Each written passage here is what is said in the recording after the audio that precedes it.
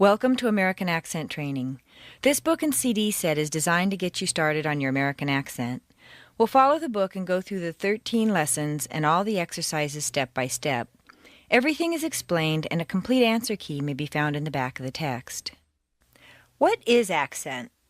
Accent is a combination of three main components: intonation, speech music, liaisons, word connections, and pronunciation, the spoken sounds of vowels, consonants, and combinations.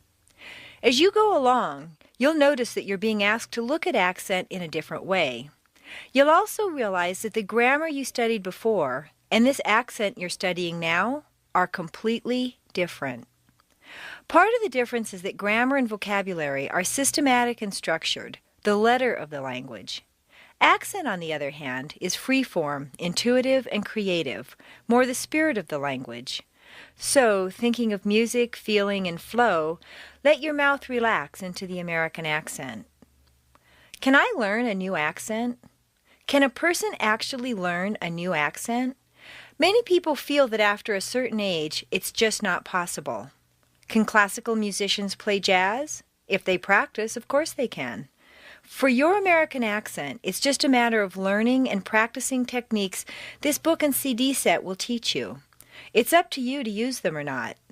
How well you do depends mainly on how open and willing you are to sounding different from the way you've sounded all your life.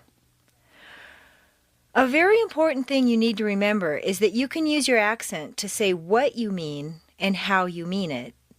Word stress conveys meaning through tone or feeling, which can be much more important than the actual words that you use.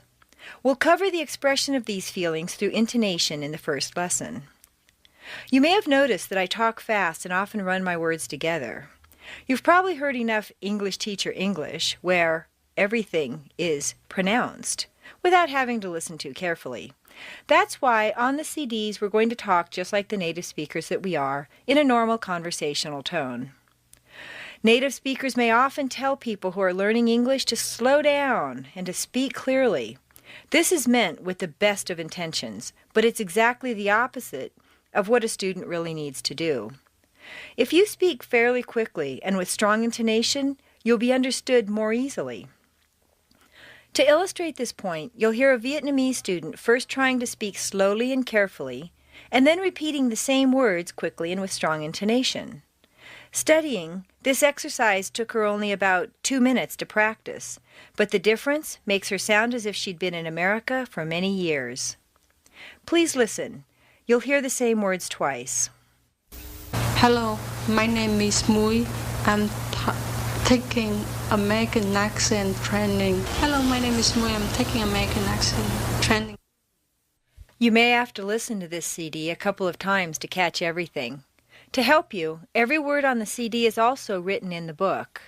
By seeing and hearing simultaneously, you'll learn to reconcile the differences between the appearance of English, spelling, and the sound of English, pronunciation, and the other aspects of accent. The CD leaves a rather short pause for you to repeat into. The point of this is to get you responding quickly and without spending too much time thinking about your response. Accent versus pronunciation. Many people equate accent with pronunciation. I don't feel this to be true at all.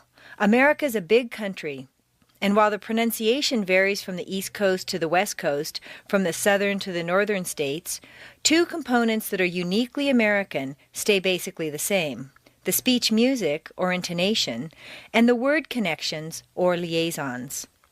Throughout this program, we'll focus on them. In the latter part of the book, we'll work on pronunciation concepts such as cat, caught, cut, and Betty bought a bit of better butter.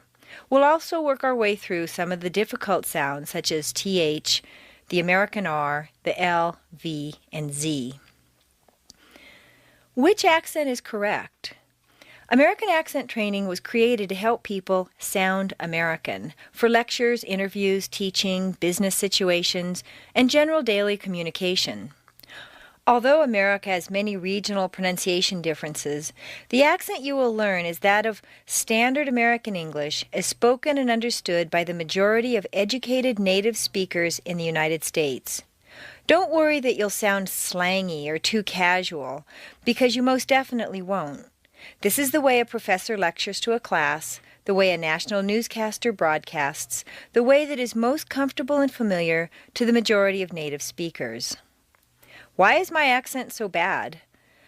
Learners can be seriously hampered by a negative outlook, so I'll address this very important point early. First, your accent is not bad. It is non-standard to the American ear. There's a joke that goes, what do you call a person who can speak 3 languages? Trilingual. What do you call a person who can speak only 2 languages? Bilingual. What do you call a person who can only speak 1 language? American. Every language is equally valid or good, so every accent is good. The average American, however, truly does have a hard time understanding a non-standard accent. George Bernard Shaw said that the English and Americans are 2 people divided by the same language. Some students learn to overpronounce English because they naturally want to say the word as it is written. Too often, an English teacher may allow this, perhaps thinking that colloquial English is unsophisticated, unrefined, or even incorrect. Not so at all. Just as you don't say the T in listen, the double T in better is pronounced D, better. Any other pronunciation will sound foreign, strange, wrong, or different to a native speaker. Less than it appears, more than it appears. As you will see in exercise 121, squeezed out syllables on page 18, some words appear to have 3 or more syllables, but all of them are not actually spoken. For example, business is not business, but rather business. Just when you get used to eliminating whole syllables from words, you're going to come across other words that look as if they have only 1 syllable, but really need to be said with as many as 3. In addition, the inserted syllables are filled with letters that are not in the written word. I'll give you 2 examples of this strange phenomenon. Pool looks like a nice 1-syllable word, but if you say it this way, at best it will sound like pool, and at worst it will be unintelligible to your listener. For clear comprehension, you need to say 3 syllables, pool. Where did that W come from? It's certainly not written down anywhere, but it is there just as definitely as the P is there. The second example is a word like feel. If you say just the letters that you see, it will sound more like fil or fill. You need to say feel. Is that really a Y? Yes. These mysterious semivowels are explained under liaisons in Chapter 2. They can appear either inside a word, as you have seen, or between words, as you will learn. Language is fluent and fluid. Just like your own language, conversational English has a very smooth, fluid sound. Imagine that you're walking along a dry riverbed with your eyes closed. Every time you come to a rock, you trip over it, stop, continue, and trip over the next rock. This is how the average foreigner speaks English. It is slow, awkward, and even painful. Now imagine that you're a great river rushing through that same riverbed. Rocks are no problem, are they? You just slide over and around them without ever breaking your smooth flow. It is this feeling that I want you to capture in English. Changing your old speech habits is very similar to changing from a stick shift to an automatic transmission. Yes, you continue to reach for the gear shift for a while, and your foot still tries to find the clutch pedal, but this soon phases itself out. In the same way, you may still say telephone call instead of call for a while, but this too will soon pass. You'll also have to think about your speech more than you do now. In the same way that you were very aware and self-conscious when you first learned to drive, you'll eventually relax and deal with the various components simultaneously. A new accent is an adventure. Be bold. Exaggerate wildly. You may worry that Americans will laugh at you for putting on an accent, but I guarantee you they won't even notice. They'll just think that you finally learned to talk right.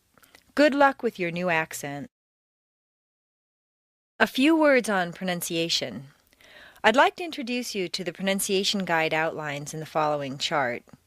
There aren't too many characters that are different from the standard alphabet, but just so you'll be familiar with them, look at the chart. It shows 8 tense vowels and 6 lax vowels and semivowels. Tense vowels, lax vowels. In some books, tense vowels are called long and lax vowels are called short. Since you'll be learning how to lengthen vowels when they come before a voiced consonant, it would be confusing to say that hen has a long, short vowel. It's more descriptive to say that it has a lax vowel that is doubled or lengthened. Here are the tense vowels. A, take. E, eat. I, ice. O, hope. Oo, smooth. Ah, cot. Ah, cat. Ow, down. Here are the lax vowels. Get. It. Took. Some. And the semivowels. Her. All. Dull. Now you try it. Repeat after me. E. Oo. A. Ah. I. O.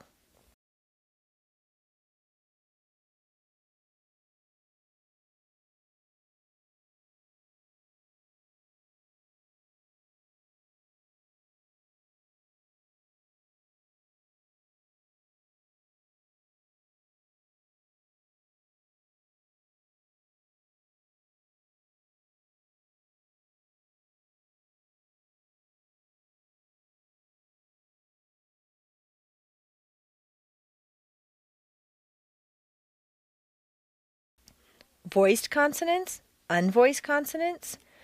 A consonant is a sound that causes 2 points of your mouth to come into contact in 3 locations: the lips, the tip of the tongue, and the throat. A consonant can either be unvoiced, whispered, or voiced, spoken, and it can appear at the beginning, middle, or end of a word. You'll notice that for some categories, a particular sound doesn't exist in English.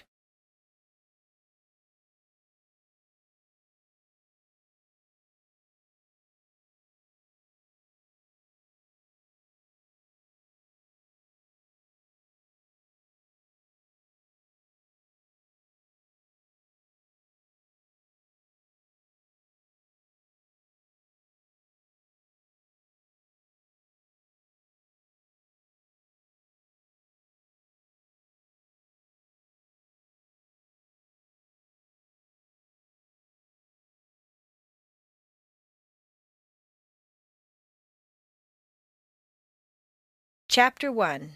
American Intonation. The American Speech Music. What to do with your mouth to sound American. One of the main differences between the way an American talks and the way the rest of the world talks is that we don't really move our lips. So when an American says, "read my lips," what does he really mean? We create most of our sounds in the throat using our tongue very actively. If you hold your fingers over your lips or clench your jaws when you practice speaking American English, you'll find yourself much closer to native-sounding speech than if you try to pronounce every single sound very carefully. If you can relate American English to music, remember that the indigenous music is jazz. Listen to their speech music and you'll hear that Americans have a melodic, jazzy way of producing sounds. Imagine the sound of a cello when you say "Betty bought a bit of better butter," and you'll be close to the native way of saying it. Because most Americans came from somewhere else, American English reflects the accent contributions of many lands. The speech music has become much more exaggerated than British English, developing a strong and distinctive intonation. If you use this intonation, not only will you be easier to understand, but you'll sound much more confident, dynamic, and persuasive. Intonation, or speech music, is the sound that you hear when a conversation is too far away to be clearly audible, but close enough for you to tell the nationality of the speakers. The American intonation dictates liaisons and pronunciation, and it indicates mood and meaning. Without intonation, your speech would be flat, mechanical, and very confusing for your listener. What is the American intonation pattern? How is it different from other languages? For example, if you hear a Japanese person speaking English, the sound would be very choppy, mechanical, and unemotional to an American. The same way with German peoples. It sounds too stiff. A man from Paris, on the other hand, his intonation goes up at the end of every sentence and has such a strong intonation that he sounds romantic and highly emotional, but this may not be appropriate for a lecture or a business meeting in English. American intonation do's and don'ts. Do not speak word by word. Bob is on the phone. If you speak word by word, as many people who learned printed English do, you'll end up sounding mechanical and foreign. You may have noticed the same thing happens in your own language. When someone reads a speech, even a native speaker, it sounds stiff and stilted, quite different from a normal conversational tone. Connect words to form sound groups. This is where you're going to start doing something completely different than what you've done in your previous English studies. This part is the most difficult for many people because it goes against everything they've been taught. Instead of thinking of each word as a unit, think of sound units. These sound units may or may not correspond to a word written on a page. Native speakers don't say, Bob is on the phone, but say, Bob is on the phone. Sound units make a sentence flow smoothly like peanut butter, never really ending and never really starting, just flowing along. Even chunky peanut butter is acceptable.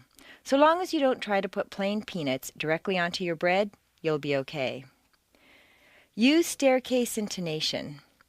Let those sound groups floating on the wavy river in the figure flow downhill and you'll get the staircase. Staircase intonation not only gives you that American sound, it also makes you sound much more confident. Not every American uses the downward staircase. A certain segment of the population uses rising staircases, generally teenagers on their way to the shopping mall. Hi, my name's Tiffany. I live in La Cañada. I'm on the pep squad. What exactly is staircase intonation? In saying your words, imagine that they come out as if they were bounding lightly down a flight of stairs. Every so often, one jumps up to another level and then starts down again. Americans tend to stretch out their sounds longer than you may think is natural. So to lengthen your vowel sounds, put them on 2 stair steps instead of just 1. Instead of we're here, say we're here. The sound of an American speaking a foreign language is very distinctive because we double sounds that should be single. For example, in Spanish or Japanese, the word no is, to our ear, clipped or abbreviated. No. And in Standard American, no. When you have a word ending in an unvoiced consonant, one that you whisper, t, k, s, x, f, sh, you'll notice that the preceding vowel is said quite quickly and on a single stair step. When a word ends in a vowel or a voiced consonant, one that you say, b, d, g, z, v, j, j, the preceding vowel is said more slowly and on a double stair step. Unvoiced, seat. Voiced, seed. There are 2 main consequences of not doubling the second category of words. Either your listener will hear the wrong word, or even worse, you'll always sound upset. Consider that the words curt, short, terse, abrupt, and clipped all literally mean short. When applied to a person or to language, they take on the meaning of upset or rude. For example, in the expressions his curt reply, her terse response, or he was very short with me, all indicate a less than sunny situation.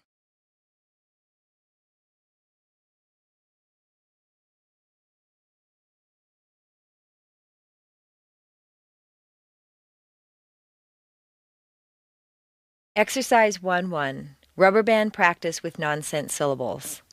Take a rubber band and hold it with your 2 thumbs. Every time you want to stress a word by changing pitch, pull on the rubber band. Stretch it out gently, don't jerk it sharply.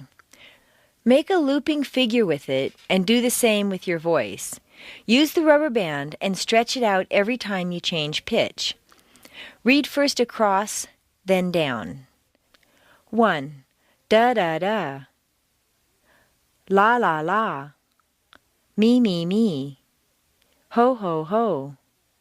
2. Da da da. La la la. Me me me. Ho ho ho.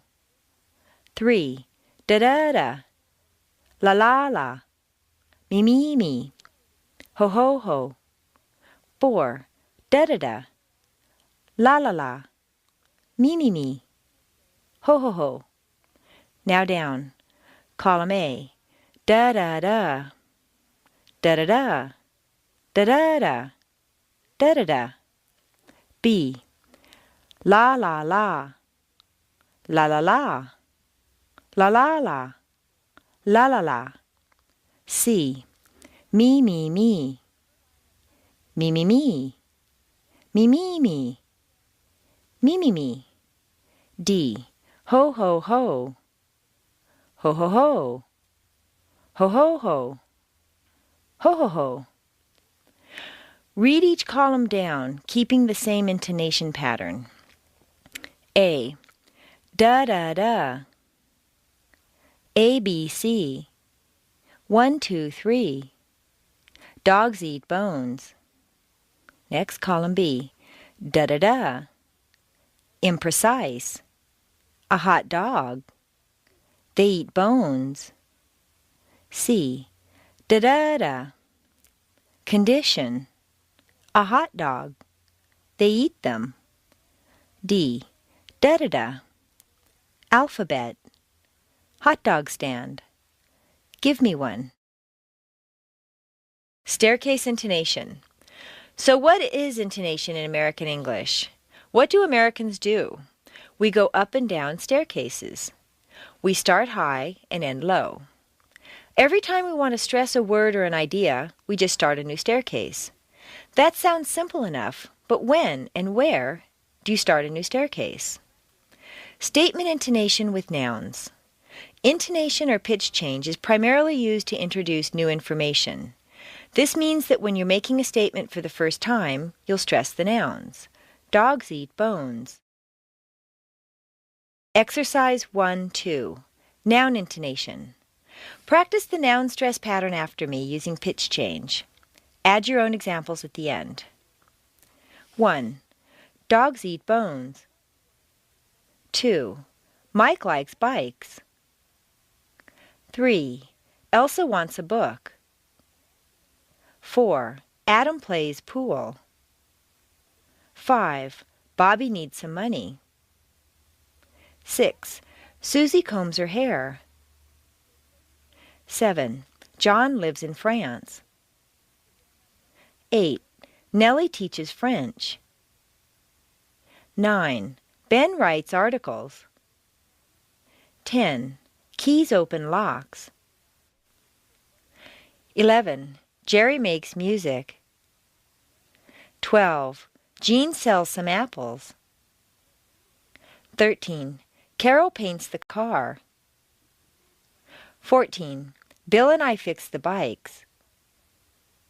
15. Ann and Ed call the kids. 16. The kids like the candy. 17. The girls have a choice. 18. The boys need some help. Pause the CD. Practice the patterns 5 more times on your own using your rubber band. Statement intonation with pronouns. When you replace the nouns with pronouns, old information, stress the verb. They eat them. As we have seen, nouns are new information, pronouns are old information. In a nutshell, these are the 2 basic intonation patterns. Dogs eat bones. They eat them. Exercise 1-3. Noun and pronoun intonation. In the first column, stress the nouns. In the second column, stress the verb. Fill in your own examples at the bottom. 1. Bob sees Betty. He sees her. 2. Betty knows Bob. She knows him. 3. Ann and Ed call the kids. They call 'em. 4. Jan sells some apples. She sells some. 5. Jean sells cars. She sells 'em. 6. Bill and I fix the bikes. We fix 'em. 7. Carl hears Bob and me. He hears us. 8. Dogs eat bones. They eat 'em. 9. The girls have a choice. They have one. 10. The kids like the candy. They like it. 11. The boys need some help. They need something. 12. Ellen should call her sister. She should call someone. 13. The murderer killed the plumber. He killed a man. 14. The tourists went shopping. They bought stuff. Statement versus question intonation. You may have learned at some point that questions have a rising intonation. They do, but usually a question will step upward until the very end, where it takes one quick little downward step. A question rises a little higher than a statement with the same intonation pattern. Here's my car. Where's my car? Emotional or rhetorical question intonation. If you know that your car is parked outside, however, and someone doesn't see it and asks you where it is, you might think that it has been stolen, and your emotion will show in your intonation as you repeat the question.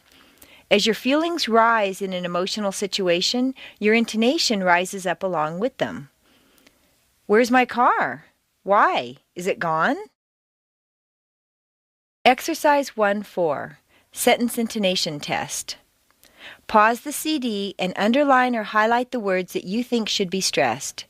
Check the answer key beginning on page 193.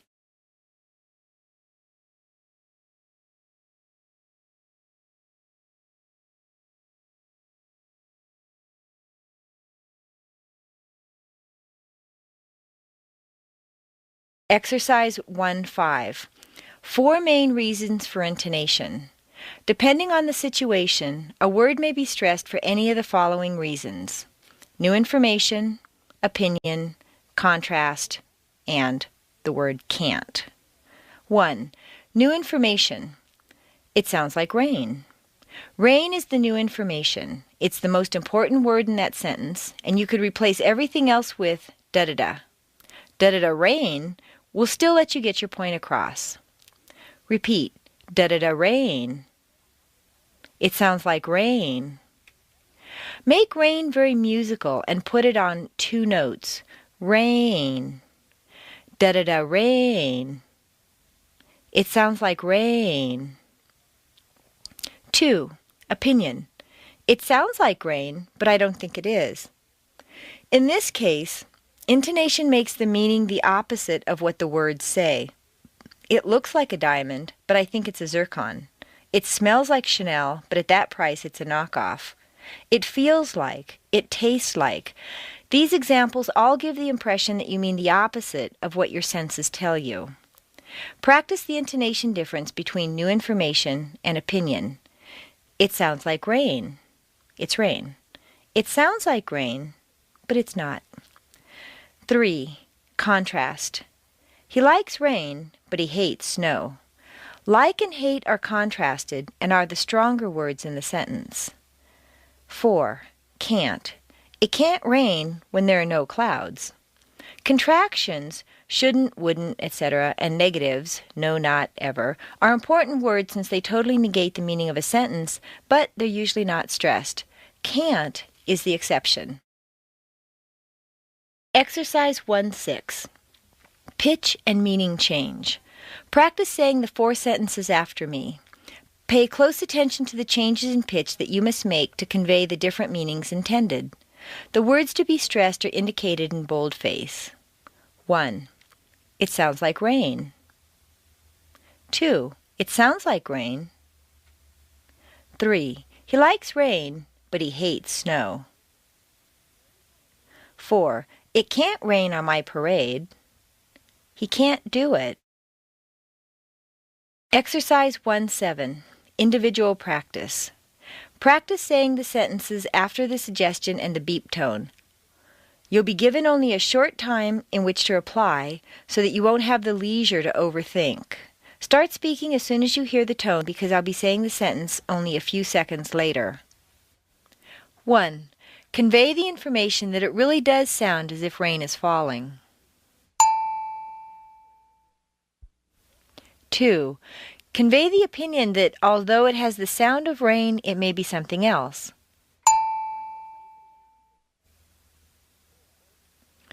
3.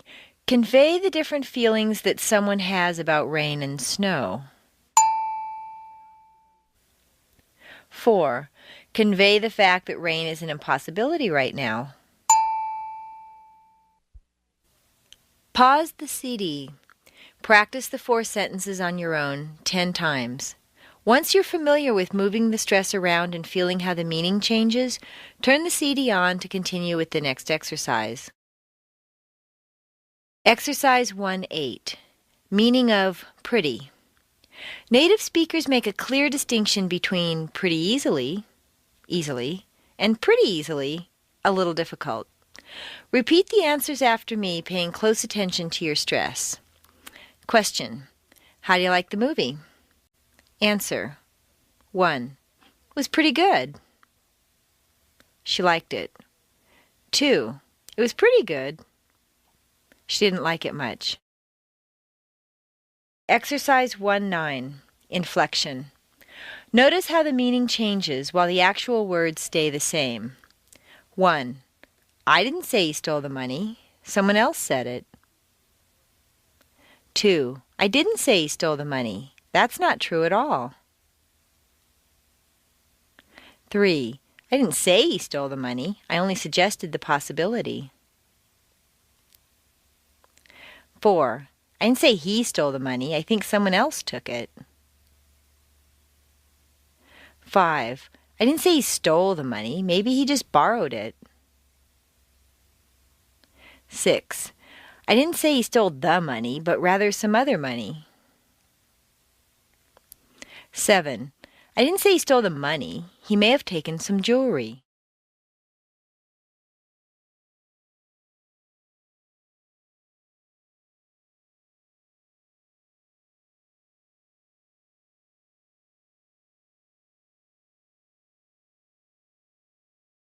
Exercise 1-10. Individual practice. Now let's see what you can do with the same sentence just by changing the stress around to different words. I'll tell you which meaning to express. When you hear the tone, say the sentence as quickly as you can, then I'll say the sentence for you. To test your ear, I'm going to repeat the sentences in random order. Try to determine which word I'm stressing. The answers are given in parentheses, but don't look unless you really have to. Here we go. 1. Indicate that he borrowed the money and didn't steal it.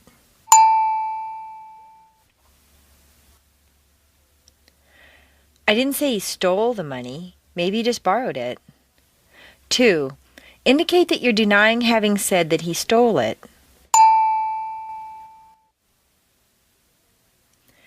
I didn't say he stole the money. That's not true at all. 3. Indicate that you think he stole something besides money.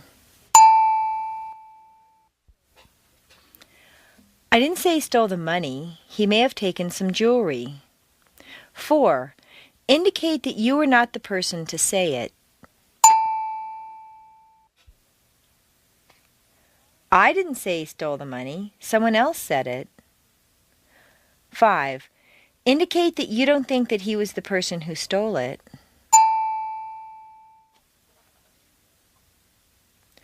I didn't say he stole the money. I think someone else took it.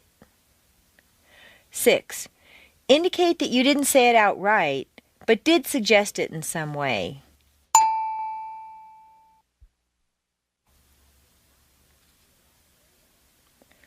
I didn't say he stole the money. I only suggested the possibility. 7. Indicate that he may have stolen a different amount of money. I didn't say he stole the money, but rather some other money.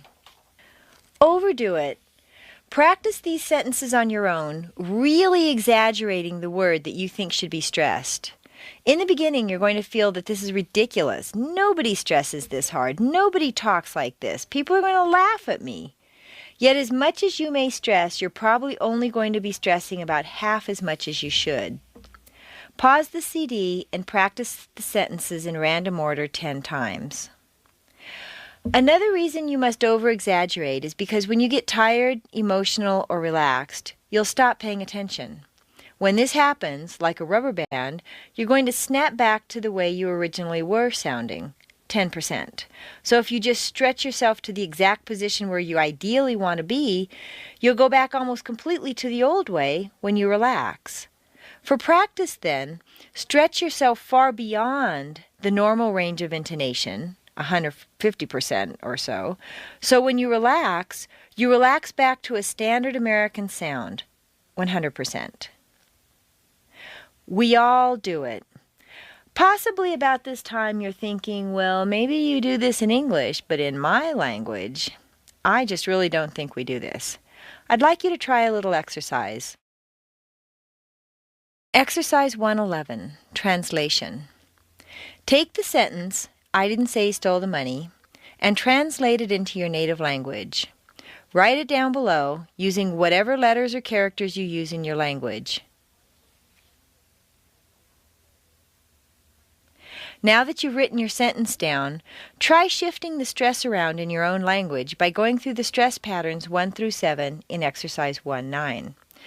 Don't try to put on a particularly American or other accent. Just concentrate on stressing a different word in the sentence each time you say it. For example, if your language is German, ich habe nicht gesagt, dass das Geld gestohlen hat, you would change the stress to ich habe nicht gesagt, dass das Geld gestohlen hat, or ich habe nicht gesagt, dass das Geld gestohlen hat. If you translated it into French, you would say Je n'ai pas dit qu'il a volé l'argent, or Je n'ai pas dit qu'il a volé l'argent. In Japanese, many people think there are no intonation changes, but if you hear someone say wakanai, you'll realize that it has similarities to every other language. Watashi wa kare ga o kane o nusunda to wa imasen deshita. Or perhaps, Watashi wa kare ga o kane o nusunda to wa imasen deshita. No matter how strange it may sound to you, stress each different word several times in your language. You may notice that with some words it sounds perfectly normal, but with other words it sounds very strange. Or you may find that in your language, rather than stressing a word, you prefer to change the word order or substitute another word. Whatever you do is fine, as long as you realize where your language patterns are similar to and different from the American English intonation patterns. Then, when you do it again in English, it'll be much easier. Note, an excellent exercise is to practice speaking your native language with an American accent. If you can sound like an American speaking your native language, imagine how easy it would be to speak English with an American accent. Pause the CD and practice shifting the stressed words in your native language. Intonation contrast. Below are 2 sentences. The first is stressed on the most common everyday word, book. 9 times out of 10, people will stress the sentence in this way. The second sentence has a less common but perfectly acceptable intonation since we're making a distinction between 2 possible locations. Normal intonation. Where's the book? It's on the table. Changed intonation. Is the book on the table or under it? It's on the table. Pause the CD and repeat the sentences. Exercise 112. Create your own intonation contrast. Write a short sentence and indicate where you think the most normal intonation would be placed. Then, change the meaning of the sentence slightly and change the intonation accordingly. Exercise 113. Variable stress. Notice how the meaning of the following sentence changes each time we change the stress pattern. You should be starting to feel in control of your sentences now. 1. What would you like? This is the most common version of the sentence, and it's just a simple request for information. 2. What would you like? This is to single out an individual from a group. 3. What would you like? You've been discussing the kinds of things that he might like, and you want to determine his specific desires. Now that you mention it, what would you like? Or, he has rejected several things, and a little exasperated, you ask, if you don't want any of these, what would you like? 4. What would you like? You didn't hear, and you'd like the speaker to repeat herself. Or, you can't believe what you just heard. I'd like strawberry jam on my asparagus. What would you like? Turn off the CD and repeat the 4 sentences. Exercise 114. Make a variable stress sentence. Now you decide which words should be emphasized. Write a normal everyday sentence with at least 7 words and put it through as many changes as possible. Try to make a pitch change for each word in the sentence and think about how it changes the meaning of the entire sentence. Application of intonation. There is always at least one stressed word in a sentence, and frequently you can have quite a few if you're introducing a lot of new information or if you want to contrast several things. Look at the exercise in Exercise 115. Take a pencil and mark every word that you think should be stressed or sound stronger than the words around it. I'd like you to make just an accent mark to indicate a word you think should sound stronger than the others around it. Reminder. The 3 ways to change your voice for intonation are 1. Volume, speak louder, 2. Length, stretch out a word, and 3. Pitch, change your tone. Pause the CD and work on the paragraph below. Exercise 115. Application of stress. Mark every word or syllable with an accent mark where you think that the sound is stressed. Use the first sentence as your example. Check the answer key beginning on page 193. Pause the CD. Listen and remark the stressed words with your marker. After you've put in the accent marks where you think they belong, take one of the colored translucent markers and as I read very slowly, mark the words that I stress. I'm going to exaggerate the words far more than you'd normally hear in a normal reading of the paragraph. You can mark either the whole word or just the strong syllable, whichever you prefer, so that you have a bright spot of color for where the stress should fall. Note, if you do the exercise only in pencil, your eye and mind will tend to skip over the accent marks. The spots of color, however, will register as different and thereby encourage your pitch change. This may strike you as unusual, but trust me, it works. Hello. My name is Anne. I'm taking American accent training. There's a lot to learn, but I hope to make it as enjoyable as possible. I should pick up on the American intonation pattern pretty easily, although the only way to get it is to practice all the time. I use the up and down or peaks and valleys intonation more than I used to. I've been paying attention to pitch, too. It's like walking down a staircase. I've been talking to a lot of Americans lately, and they tell me that I'm easier to understand. Anyway, I could go on, but the important thing is to listen well and sound good.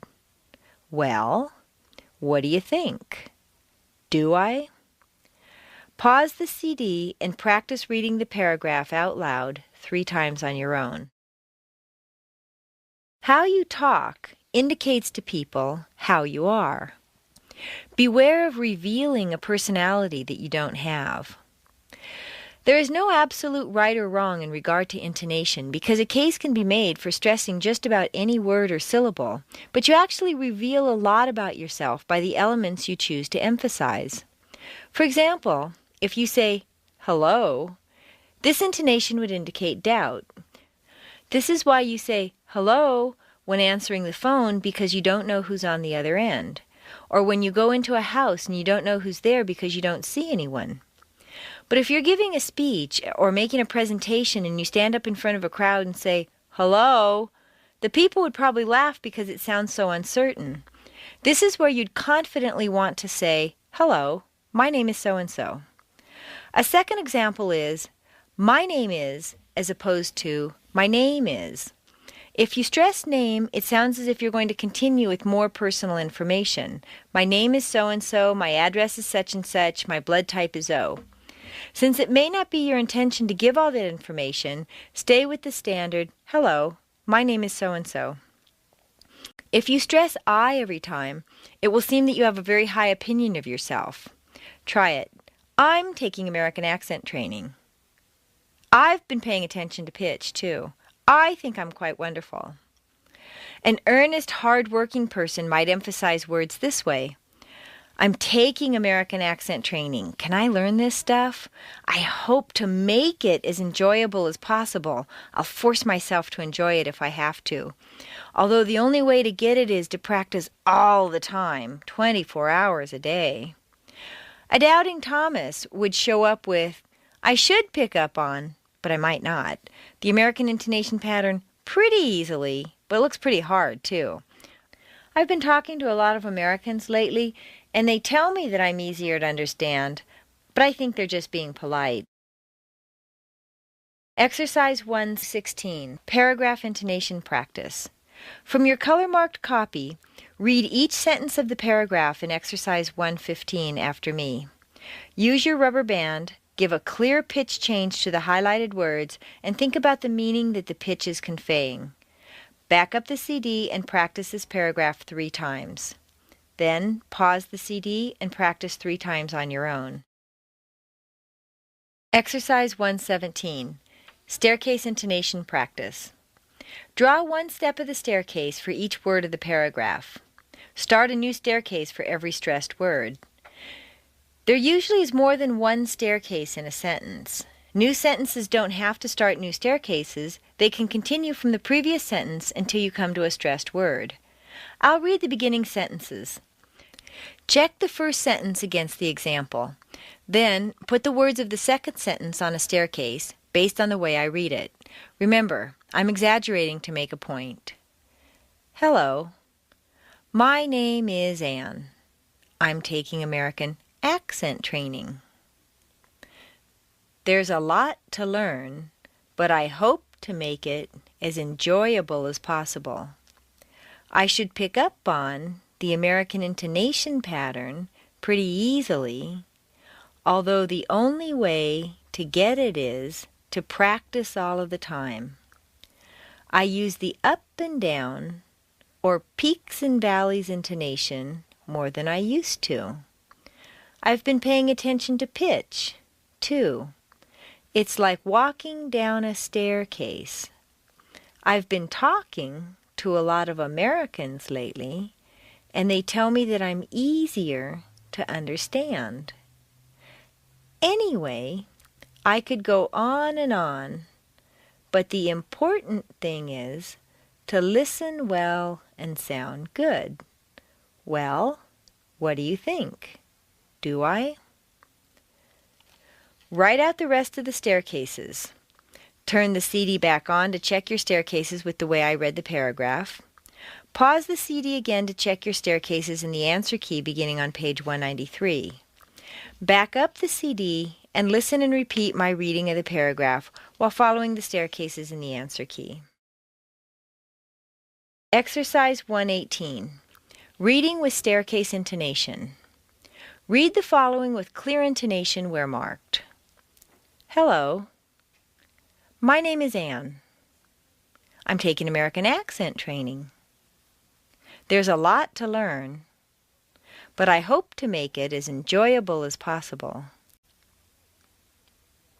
I should pick up on the American intonation pattern pretty easily, although the only way to get it is to practice all the time.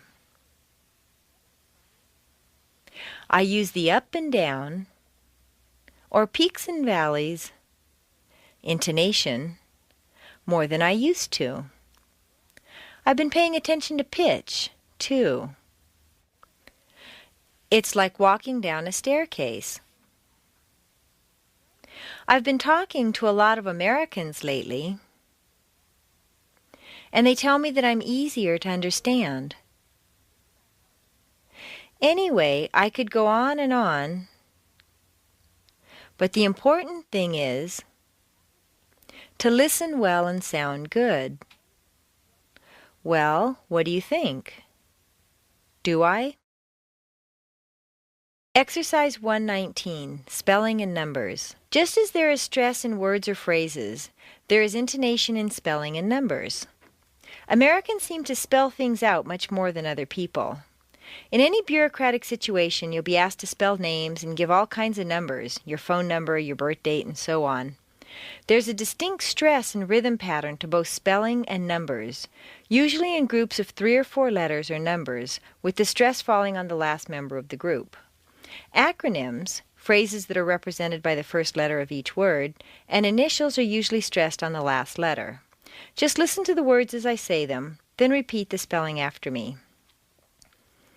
IBM, MIT, PhD, MBA, LA, IQ, RSVP, TV, USA, ASAP, CIA, FBI, USMC, COD, SOS, XYZ, Box, BOX, Cook, COOK, Wilson, WILSON, Area code 213, zip code 94708, date 9662, phone number 555-9132. Exercise 120, Sound Meaning Shifts. Intonation is powerful. It can change meaning and pronunciation. Here, you'll get a chance to play with the sounds. Remember, in the beginning, the meaning isn't that important. Just work on getting control of your pitch changes. Use your rubber band for each stressed word. My tie, my tie, might I? My keys, my keys, my keys. In key, in key, inky. My tea, mighty, my D. I have two, I have two, I have to. How many kids do you have? I have 2. I've been to Europe. I have 2. Why do you work so hard? I have to. Exercise 121, Squeezed Out Syllables. Intonation can also completely get rid of certain entire syllables. Some longer words that are stressed on the first syllable squeeze weak syllables right out. Cover up the regular columns and read the words between the brackets. Actually, average, aspirin, broccoli, business, camera, chocolate, comfortable, corporal, desperate, diamond, diaper, different, emerald, vegetable, beverage, bakery, Catholic, nursery, onion, every, family, finally, general, groceries, interest, jewelry, mathematics, memory, orange, probably, restaurant, separate, several, liberal, conference, coverage, history, accidentally, basically.